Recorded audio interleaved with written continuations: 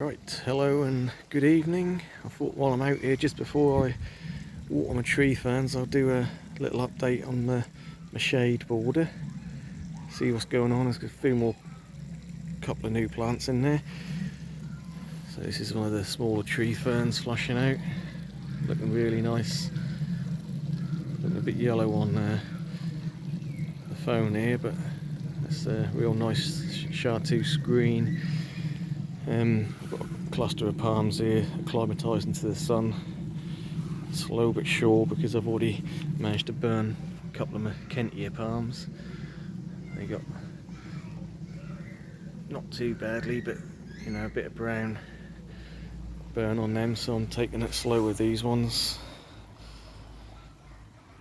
I'll do a video on some of the palms, especially this one, because it's starting to push a new leaf. That's the flamethrower palm, so it's starting to turn red, but I'll leave that a couple of days and do a full video on that. Right, so what's growing? I never remember what this is called, but that's popped up. Ace are doing okay.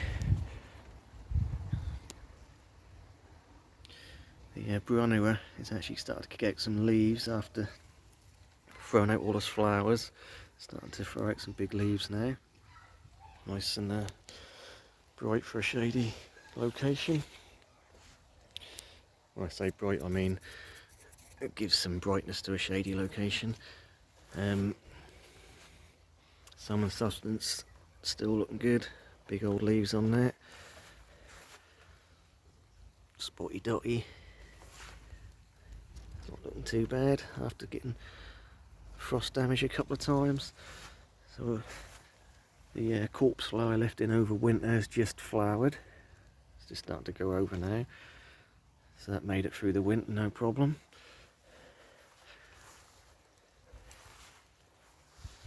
The spider's web is putting out a new flush, and they're all green at the moment. You can see that's what they should look like, sort of spider web pattern. I noticed a lot of people come out the other way round, where they come out quite white and then sort of turn more green. Mine's come out green, but I'm sure it'll come out with some white. Right, nothing to write home about, but a couple of little Syngonians there, which I had in a greenhouse. I totally forgot about them. They're nearly dead, so I thought I'd stick them in the ground and see if they take off or not. Right, the Indivisor's getting swamped out. Got some new growth on it, but it's getting buried by the Solomon seal and bear's breeches there. Out of interest, got some apples coming on the apple trees here, and actually the plum tree is absolutely full of plums at the moment, all the way along there, so we should get a good harvest of plums this year. Right, so the Pedicets, Variegata, obviously we had a lot of slug damage early on. We've got a couple of new leaves here and quite a big one here. Looking quite good, if not a little bit dry, but yeah, nice flash of light variegation on that. I've got a Dracaena just in a pot there, not sure where I'm going to put that yet. Little red Acer doing well. And there's a little painted fern there as well, it's looking quite nice.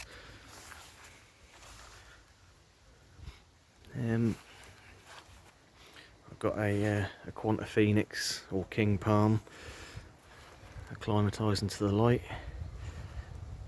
and again a Phoenix Rupicola, and Anthurium. I think that's Jungle King, that one. That's just in a pot. And then look at a classic mistake here. So I've got two plants with very similar foliage. So we've got the pedicets, palmatus, which is sort of a light lime green, and then we've got the variegated fatsia, both very similar shaped leaves. So I've stuck a philodendron in the middle. This is an imperial red, so that'll break up the two plants, if you like, with different leaf structure and different colour. So yeah, a bit of a mistake there. Kuba's putting on some nice new growth, real nice variegation on that. Like I say, it always reminds me of a croton, but yeah, they're evergreen, so they're good. I'm not sure what this is, some sort of shrub which is a sort of purple variegated. That always comes up every year, looking quite nice.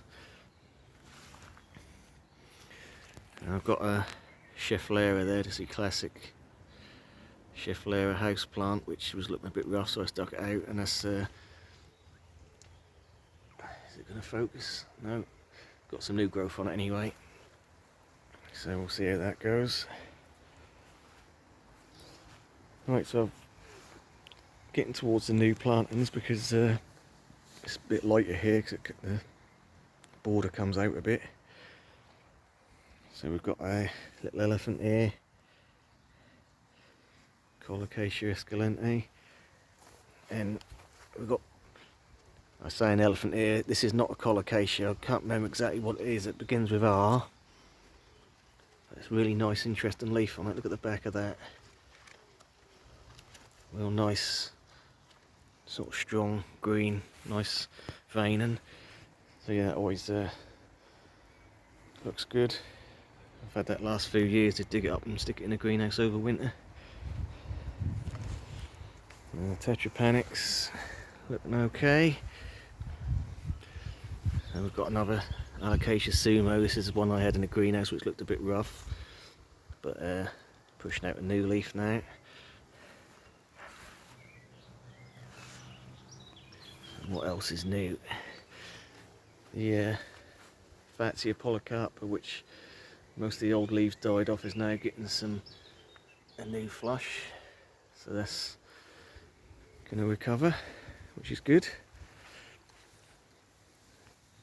Hardy parlour palm, some new growth on that. We've got a little begonia which has been in the ground and survived the winter. It's come up again. My little Jack's giant had spider mites in the greenhouse. You can see the damage on the leaves.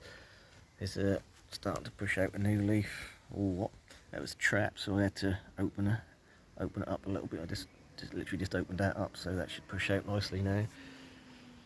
Got some small bananas. This is like a dwarf Cavendish. Some more Iracine cuttings. Hoping they're gonna take off. Some more of the variegated grass there. Trephicarpus pushing out loads of new growth. And I've got a tiny little Colocasia here. I think this is illustrious, but it's never been very illustrious for me. Look how tiny that is. Real nice colour leaf. Never seemed to do much. So we'll see what happens with that this year. Tiny at the moment. Pretty though. So yeah, I think that's about it. I'll just do an update on the split leaf philodendron because that's now unfurling a new leaf here and another new leaf here, so that should fill out nicely. It does well outside this one. Got some new growth on that other growth point there. Yeah, so probably got a little bit burnt from the sun. Obviously this one's a little bit crispy, but it's not too bright here. I do get some morning sun, but then it's shaded by the tree fern, which is still growing. The leaves are still pushing out, and underneath here obviously we've got I don't know how well you see it because it's sort of backlit, but the cordlines are all in flower and they smell really nice. Reminds me of jasmine, and you see don't know if you can see them, but there's loads of bees around them, they're loving it. And just a quick look at the red bananas here and settings, pushing out some nice new growth. Look at the colours on the back of them, really nice. Some nice colours on them. So I have one in either side of the decking, and even the impatiens are starting to kick in now and fill out. Unfortunately, when I bought them, they were tiny little plug plants, and I didn't know what colours they were, so I couldn't sort of colour coordinate them, but yeah, they'll do. Nice big shuttlecock fern at the back there. And my small division of gunner is still starting to push. I'll talk to gunner, I'll close the video with going back to the beginning and have a look at the gunner, because that's looking rather big now. So, behind the tree fern, it's doing well. It's probably about 5.5 foot tall at the moment, and pushing out some new leaves, so I'm hoping I can get underneath it this year. It's big, real big. So that's just at the back of the wildlife pond. Got the yellow flag in flower. Well, lots of things in flower around here. It's a bit wild around here, but so the frogs like it. Right, I'll leave it there. Thanks for watching.